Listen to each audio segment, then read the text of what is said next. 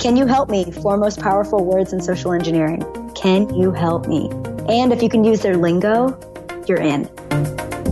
Hello, everyone, and welcome to the CyberWire's Hacking Humans podcast, where each week we look behind the social engineering scams, phishing schemes, and criminal exploits that are making headlines and taking a heavy toll on organizations around the world. I'm Dave Bittner from the CyberWire, and joining me, as always, is Joe Kerrigan from the Johns Hopkins University Information Security Institute. Hi, Joe. Hi, Dave. As always, we've got some interesting stories to share, and later in the show, we welcome Rachel Toback. She's the CEO of Social Proof Security.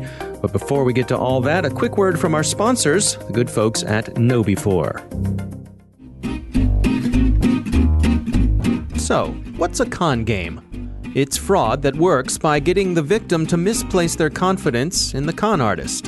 In the world of security, we call confidence tricks social engineering. And as our sponsors at KnowBe4 can tell you, hacking the human is how organizations get compromised. What are some of the ways organizations are victimized by social engineering? We'll find out later in the show. And we are back with some interesting stories to share. Joe, you're up first this week. What do you got for us? Well, last 2 weeks, Dave, I've kind of had very dark stories. Yes, you have. So I'm going to talk about something that's not so dark and maybe lighten it up a little bit. All right. But if you think of a police sting as something, you generally think of that as something that takes a lot of time to set up, right? You may require the cooperation of someone on the inside of the operation. Mm-hmm. You may have to acquire some contraband to use as a prop, and I'll bet that's a lot of paperwork. Lots of skulking about. Right. You have to run the long con. So some smart police have come up with a way to social engineer people with outstanding warrants. So here's the con. The mark is told that they've won a prize of some kind. Now, when you say mark, what are we talking about? We're talking about the person with the outstanding warrant. Okay. It's old con artist speak. I acquired the word from Harry Anderson's book. Yeah. Now, I was curious, who are they targeting here? So the police are after folks who haven't showed up for a court date or something like that. They may have an outstanding warrant for DWI or, generally when a small local police department does this, they're going after nonviolent offenders. But gotcha. Don't jump ahead yet, Dave. Oh, I'm sorry. Go ahead. Because I've got a really good one at the end of this. All right. So here's the con. The person with the outstanding warrant is told, you've won a prize. But you got to show up in person to claim the prize, right? So that's step one. And they may be told with a phone call. They may be told with a letter. They may be told with email. They may be told on social media. But they say, you've won a prize, come on down. So when they show up at the facility, it's usually like a hotel or something. And when they get there, there's like cameramen with cameras and maybe a news reporter going, how you feel about winning this? Right. And the old Publishers Clearinghouse balloons and stuff. Exactly. Yeah. Right. And then they walk in and at the front desk, there's, it's just a table set up with like 4 or 5 people sitting at it. Of course, everybody sitting at the table is a police officer. And they say, out of uniform. Right. Out of uniform. Right. They're just dressed, in street clothes. They're not uniform police. Right. And they validate the person's identification by saying, well, what's your name? All right, you're on the list. Yeah, good. You're on the list. Let me see some ID and make sure it's you. Right. And everything you would think that a contest would need to do to validate your ID. Right. Makes perfect sense. Right. And then they say, all right, your prize is in that room. Go into that room. And an officer escorts them, not looking like an officer, looking like just some guy in a suit or maybe, and they're like, it's going to be great. It's going to be great. You're going to be so happy. And they walk in to the room, and that's where the uniformed police officers are that place them under arrest. Right. And tell them that they are being arrested for an outstanding warrant. Yeah. And that's the con. Right. And there are videos of this on YouTube. And they're great to watch. And they've been at this for a while, right? This has been something that the police continue to do, but this is something that they've been doing for a while because it works. It does. In 1985, the U.S. Marshals went after some people in Washington, D.C. that had outstanding warrants. And this was great. They told them, you've won 2 tickets to a Redskins game, plus transportation to the game, plus you get to go to a pregame party at this location. So when they showed up, there were agents dressed like Washington Redskins cheerleaders. Oh. Right? And they hugged the winners, in quotes, right. These people. And that was essentially a frisk, right? To make sure that they didn't even... So the bad guy's thinking, oh, this is delightful. I'm getting hugged by a Redskins cheerleader. My dreams have come true, not knowing... And that they're actually being patted down to see if they have they're getting a pat down. Right? All right. I love it. Then they go to the next room, they get arrested. This whole thing works on greed, right? If you're somebody who has an outstanding warrant, chances are you have an outstanding warrant. Right. So you're trying to maintain a low profile. You're looking over your shoulder. Right. That desire to keep a low profile is overcome by the desire for free stuff. Right. Every time. I love it. All right. Well, that's a good one. My story this week comes from the folks at SentinelOne. That's a security company. It's an article they published. It's called The Weakest Link When Admins Get Phished, OS10.dummy. So imagine you are a member of a public Slack or a Discord group or any one of those social messaging systems, and you're part of a group that is there for Mac tech support. So you are someone who works in tech support. Maybe you're an admin for a Mac network. And this is a place where you frequent and folks are there. They help each other out. And you happen to reach out for help, let's say for something with you're having some network performance issues. Right. And just when you think that you're out of luck, you get a direct message from one of the group's team admins, and that person has a solution. And the solution says, we've been aware of this issue for a while, and we've developed a way around it. You'll need to download and execute this tool with privileges to solve the problem.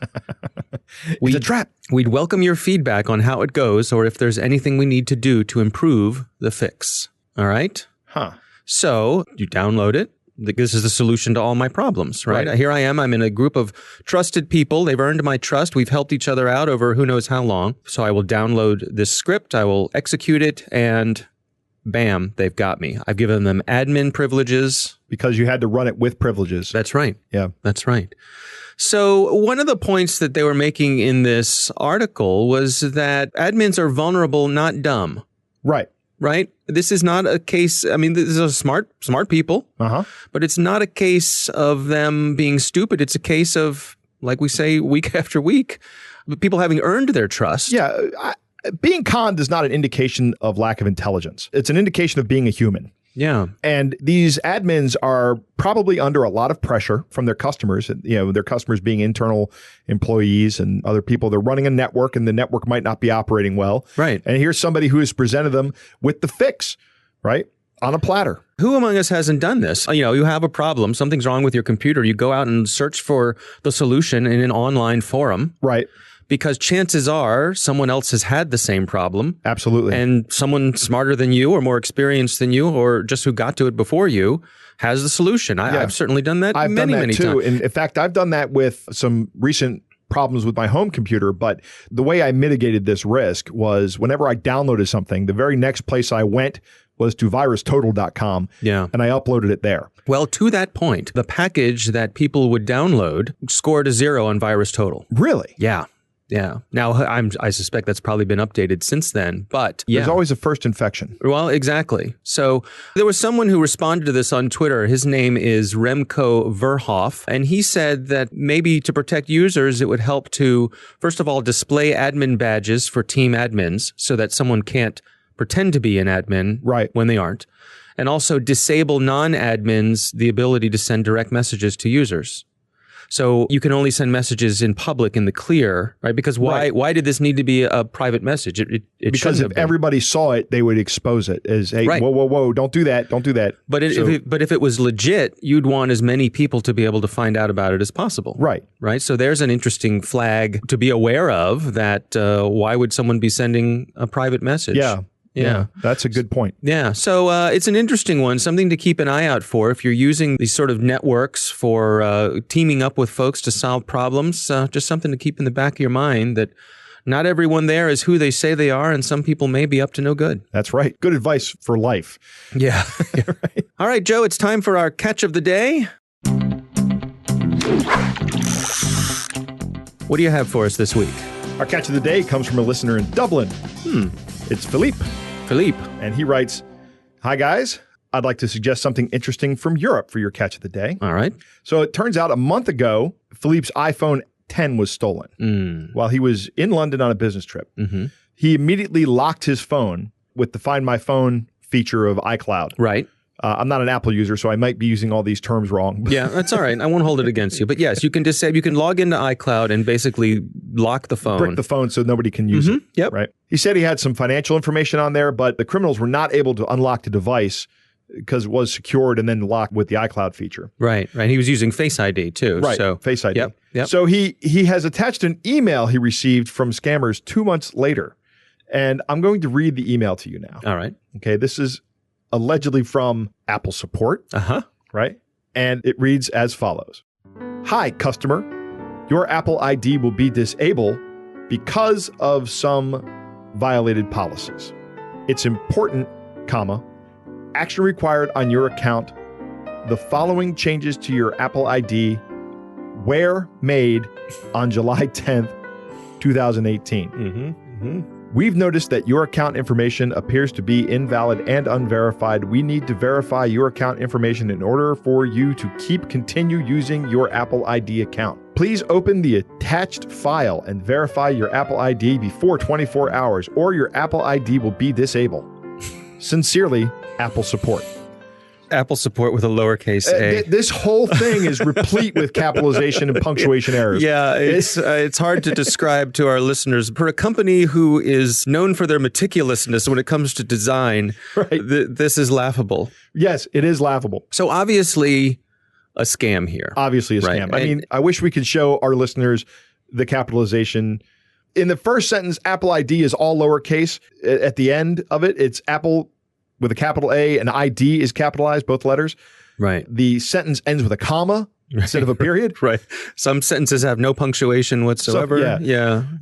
And it's one incredibly long run-on. This is just, if I got this, I'd be like, oh, geez. Yeah. You guys got to try harder. Now, it's interesting they were able to track him down. If you plug an iPhone into a Mac, it will give you some information about the phone. It'll give you the phone number. It'll give you however the person named the phone. So if Philippe had said, had named it Philippe's phone, included his last name, it's certainly plausible that they would have enough information to start trying to track him down. They could cross-reference some things. Right. And maybe that's how they were able to reach out to him. Could it be also that these two things are unrelated, that this is just, he lost his phone.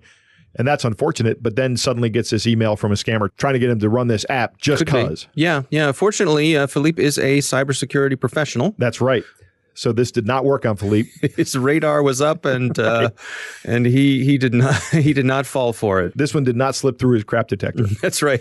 Well, thank you, Philippe, for sending this in, and of course, we love it when folks send in things. So if you have something that you think would be good for our catch of the day, please go ahead and send it to us. You can find our contact information on the CyberWire website. That's thecyberwire.com.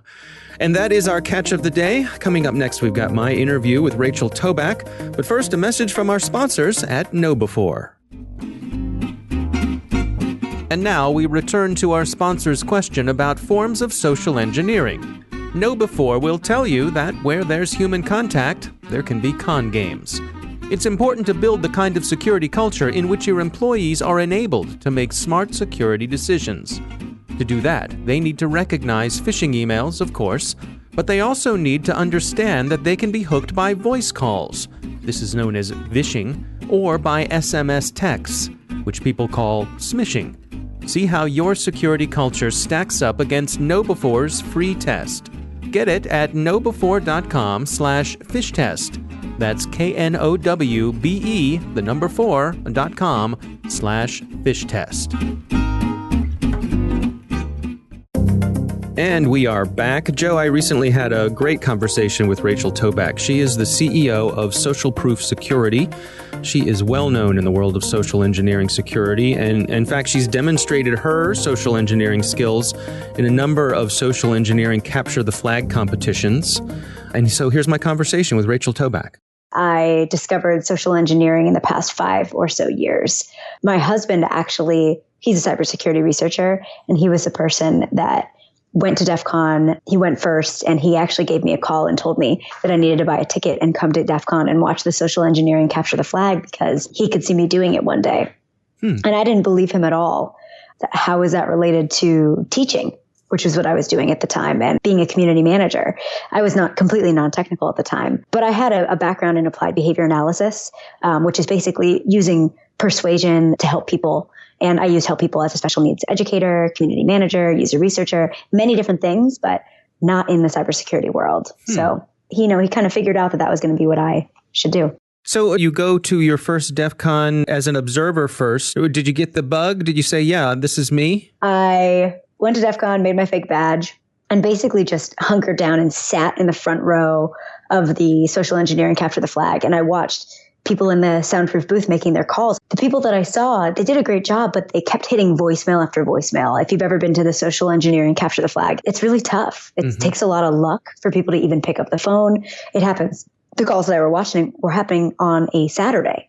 And so to get somebody like an employee of a company to pick up their phone on a Saturday, that's hard in and of itself. And so that year I ended up watching a lot of people get voicemails, but the calls that did go through were so impressive. And I just kept thinking, this is the exact same thing that I do when I get our bills lowered for Comcast, or when I call Verizon and try and merge accounts, or like I'll call my pet insurance company and try and get information about my account without authenticating first. And I never knew that had a name. And after watching the SECTF at DEF CON, I realized that it did. And I applied the next year. And Chris Adnagi, who leads the entire village, he took a huge chance on me. Yeah, Chris was actually the first guest on this podcast. He's an interesting guy. So you win 2 years in a row. And how does that transition into deciding this is what you want your career to be? It was kind of organic. So what happened is I ended up getting second place 2 years in a row, the top 2 win, and started talking with people about DEF CON, and people were like, you really should start telling your story. You should start giving some talks. And as soon as I got off the winner's podium at DEF CON my first year, an organization called Women in Security and Privacy, WISP, a nonprofit that helps advance women in the fields, they actually approached me and they were like, we want you to join our board, which was a huge break for me because I was able to learn from people in the field. They took me under their wing. And the more I told people about my story, the more they realized that I should start giving some talks and let people know my experience, because it was pretty nonlinear and I didn't really come from the InfoSec world. So maybe I can lend a different type of viewpoint. So I started giving talks, and the more talks I would give, the more people would come up to me afterwards and say, this talk, I would like you to give it at my work. Can you do that? I was like, I guess. So I started thinking, if I'm going to do that, I should probably form an LLC. So that's what I did. And it kind of happened organically in that way, where it started with, just giving talks at people's work and kind of sharing my story, making sure that people understand that maybe you don't look like everybody that you've seen in cybersecurity, or maybe you've gone to a conference before and you walked around and you felt like you didn't belong. But, I felt like I didn't belong before, and I actually do. So there are many different things you can do in InfoSec, and I think it helps people understand that even if there's people that might not look like you right now or sound like you right now, there might be in the future, or maybe you could help kind of start that process. So it kind of started with getting other women involved in cybersecurity, and then expanded from there to pen tests, OSINT work. Now, do you find that there's a mismatch between people's perception of the technical side of cybersecurity and the human and social engineering side? People come and knock on people's doors all the time and say, you need this technical solution. We're going to protect all your data. But I suspect they don't get as many people knocking on their door for the types of services you provide. Yeah, I haven't had to do a lot of door knocking. I've been pretty lucky. Pretty much every time I give a talk, there's a line of people who are like, I didn't realize this was a threat. You've just changed my understanding of our threat model. Can you come in next week? And I think we're at kind of like a golden age of social engineering, where I do have a lot of luck in the time that I came in here, where people don't know a lot about what can be done, how they can protect their employees. And we're really just starting to see the media show examples of how their employees got tricked, or how we're just starting to really understand that the majority of cyber attacks do start with social engineering. That's not something that we've understood for very many years. Do you think that the emphasis on social engineering from the bad guys' point of view, could that be the result of sort of a maturation of the defenses on the technical side? If it's harder to get in using traditional technical attacks, how they have to shift their tactics and go after the human side of things? That definitely could be it. If I said that was definitely true, I'd be lying, because there's definitely no way for me to know exactly that that's the case, but that's right. A guess of mine. I do think that a maturation in technical security makes it more complicated, but I think that it actually might be that people have always been using social engineering. It's just that now we realize it. In the past, people might not have been really privy or understanding just how many people were walking through their door, giving them calls, reaching out to their employees over social media. It just wasn't widely realized as a thing. I think it could be both of those things, but I think it's also that people are seeing it more in the media. They understand it more as a threat now, and it might not actually be happening any more than it ever was. It's a pretty old tactic, but we know more about it now, so we see it more. Now, when you go in and present to people and do trainings and so forth, what do you witness in terms of people having aha moments? Are there things that people generally don't know about that you sort of shine a light on? Depends on the type of team that I'm working with. If I'm working with a red team, there's a lot of laughter. They're like, oh yeah, that's something that we wanted to try for a while. And working with them to craft some of their next red team exploits, that's always fun. But if I'm working with, say, a finance organization at a big tech company or something like that, there are a lot of moments where employees will stare and then go, oh no. And I see them take their phone out and they start scrolling through their social media, deleting posts. And I think that's one of the most important things, is that there are small things that you can do to understand how much information you're putting out into the world. I think sometimes people don't realize, oh my gosh, I did share that information of where I just traveled, or I did tweet about how I purchased that thing on Amazon, and that really could be used against me. I need to be aware of that. So yeah, people start to take notes. They start scrolling through their phone, going through their email, and they come up to me after the talks and they're like, can you help me figure out what to scrub on my Instagram? And that's like one of the most fun things to do after a talk, is just sit with 5 people and help them figure out what to scrub, or walk through, here's what I would do with this information. Here's how I would build trust with you, knowing that Alex is your best friend at work. Here's what I would pretend to say over the phone. What do you suppose people's biggest weaknesses are when it comes to having these methods used against them? Humans in general have an inherent willingness to trust people who sound like they know what they're talking about. So if I come from a place of authority, I don't have to ever raise my voice or sound mean. My voice sounds exactly like I'm talking to you right now. And if I can come from a place of that authority, then people are more likely to comply because they're trusting. And I think that's a part of human nature. We want to be empathetic. If the person on the other end of the line is saying, hey, work with me here, you're likely to do so. And that's not a bad thing. You know, I wouldn't want our culture to get to a point where we can't have that empathy or that EQ or that trustworthiness with each other. But the thing that I try and highlight with my trainings is we need to be politely paranoid. We don't need to question every single thing that happens in our lives. But if we notice something feels a little off, if we have that feeling of, this feels weird. Now they're asking questions that are a little more personal. We don't have to feel crazy for stopping the conversation mid-conversation and saying, you know what, you're starting to ask me some stuff that I don't want to answer. I'm not allowed to answer that. And I think one of the biggest challenges is that human beings are reciprocal. We know this from Cialdini's principles of persuasion. They're reciprocal and they rely a lot on commitment and consistency. And so if you start telling me information over the phone, you're highly unlikely to stop if it's already been 20 minutes. But I help kind of give people a different way out, give them some phrases that they can say so that they don't need to continue or they don't need to feel crazy. They're not bad people if they need to question things or people walking through their doors. And what do you find in terms of the effectiveness of training? How effective is it? Are people receptive? And what sort of tools do you provide them with, as you say, to not walk around being completely paranoid, but also having their guard up, I guess dialing it in an appropriate sort of way? Every organization that I work with is slightly different. You know, if I'm working with a bank, a large financial institution, they need to be a little bit more paranoid than maybe a mom and pop shop, right? Their threat model's a little different. So we tend to work with them and make it specific to who they are and the types of calls that they might get, emails they might get, people who might try and walk through their door. We found that the most effective thing to do is to actually put people in the place of a hacker for at least 30 minutes. Give them a target. Give them a chance to think about, what information would I look for? How would I go after this person? What phone number would I call? Oh, I would find it from their business card on their Instagram. Oh, got it. I should probably scrub mine. It's really abstract if we just give kind of high-level tips. But if we actually have somebody sit in the place of a hacker and think about what they would do, what a criminal might do, they're much more likely to carry that over into their personal and professional lives and actually be able to think constructively about what they want to change in their life to be more effective with securing their data, information, computers, all of that. We've seen it be extremely effective, more effective than just phishing campaigns alone or, slide decks. I think that's challenging. It's just kind of death by PowerPoint. If you can actually have someone try it, that's where the real change happens. That's where you actually see that click-through rate go down and the phishing rate go down. That was a great interview, Dave. Well, thank you. I think she's correct about the twofold reason we're seeing the increase in social engineering, both being that we're noticing it more and that it is increasing because the technology is getting better. I like to look at a lot of these things as economic problems and that people are now the weakest link in the most cost-effective means of getting into an organization. Right. As the other methods become more expensive because the defenses are better. Right.